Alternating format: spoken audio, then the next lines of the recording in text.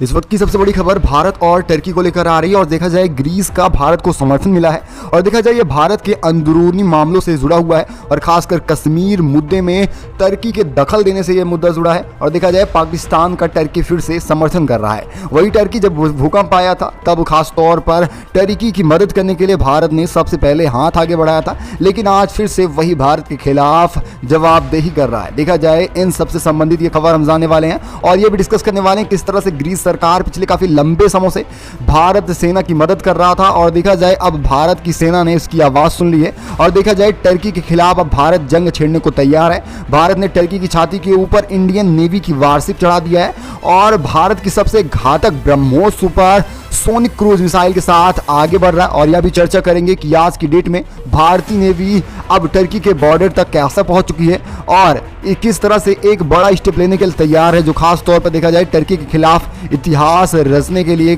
काफ़ी रहेगा। जो कदम भारत ने उठाए हैं वो कितने अहम होने वाले हैं और किस तरह से ग्रीस का आप समर्थन कर रहे हैं, खास तौर पर भारत। दरअसल आपको बताए चले भारत और पाकिस्तान एक दूसरे के लिए कट्टर दुश्मन हैं।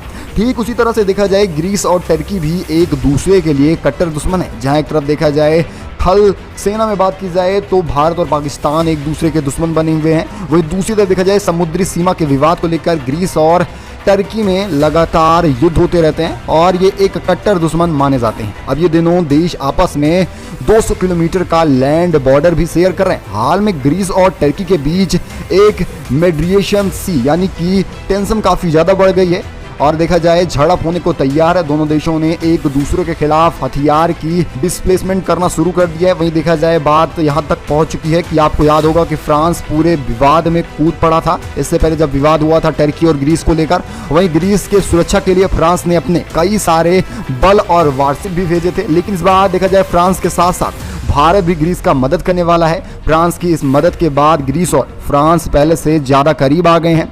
अब देखा जाए दोनों देशों ने आपस में कुछ नए वारशिप को लेकर डील भी साइन कर ली है, लेकिन दिक्कत इस बात की है कि फ्रांस अकेला ग्रीस के लिए काफ़ी नहीं है। ग्रीस और भी कई ज़रूरतों के लिए तरस रहा है और उसकी ज़रूरत पूरा करने के लिए भारत ने अपना हाथ आगे बढ़ाया है। अब देखा जाए ये ग्रीस और टर्की के विवाद में बिल्कुल न्यूट्रल होता जा रहा था, लेकिन भारत के आने के बाद फिर से ग्रीस खास तौर पर टर्की के ऊपर चढ़ाई करने को तैयार है। अगर कल को ग्रीस और टर्की के बीच कोई युद्ध होता है तो इसमें कोई भी देश किसी की मदद तो नहीं करेगा, क्योंकि ये दोनों ही आटो कंट्रीज देश हैं। ऐसे में ना किसी के वेस्टर्न देश में दखल देने वाले हैं और ना ही कोई नाटो का सदस्य इनका मदद करने वाला है। ऐसे में ग्रीस को मदद की ज़रूरत है और एक ऐसा देश है जो इसको मदद कर सकता है और नाटो से बाहर होना ज़रूरी है। अब इन सबको भारत की याद आ रही है। वही दूसरी तरफ देखा जाए भारत की बात आती है तो जम्मू कश्मीर का मुद्दा सबसे पहले उठ के आता है, जहां बार बार पाकिस्तान की मदद कोई और नहीं बल्कि वही टर्की करता आता है और अब भारत वो गलती नहीं करने वाला है जिस समय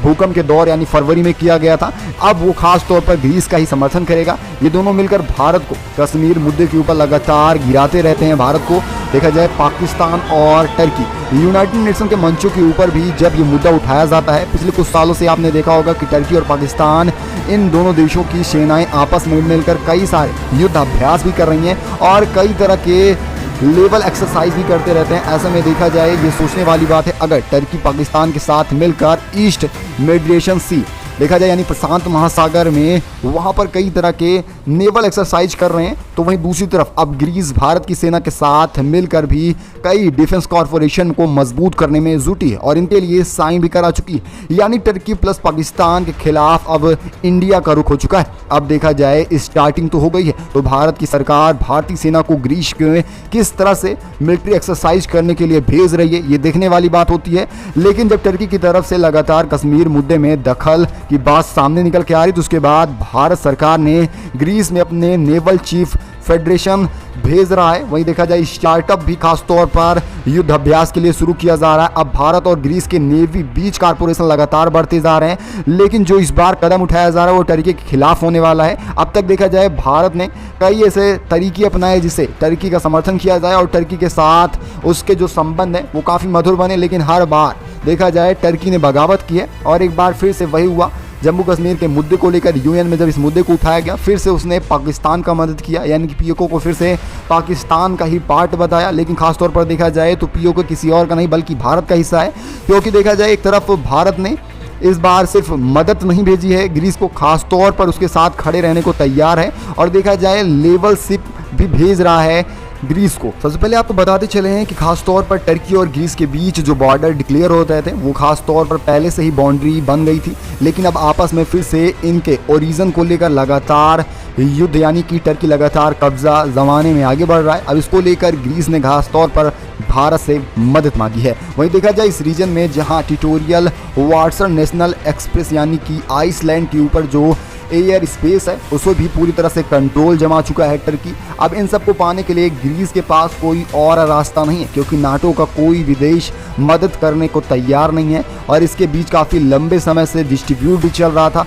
अब ग्रीस क्लेम करता है कि उसका ज़्यादा एरिया बनता है, जबकि टर्की कहता है उसका ज़्यादा एरिया बनता है, यानी दोनों एक दूसरे में ही झड़प रहे हैं। देखा जाए एक तरफ भारत और पाकिस्तान के बीच लैंड मार्क को लेकर विवाद रहता है, वही देखा जाए दूसरी तरफ ग्रीस और टर्की को लेकर सी वे को लेकर ये खास तौर पर जो अभी डिस्कशन चल रहा है इसके ऊपर विवाद बढ़ता जा रहा है। वैसे आप सबकी क्या राय है इन सब को लेकर, अपनी राय कमेंट के माध्यम से दीजिएगा।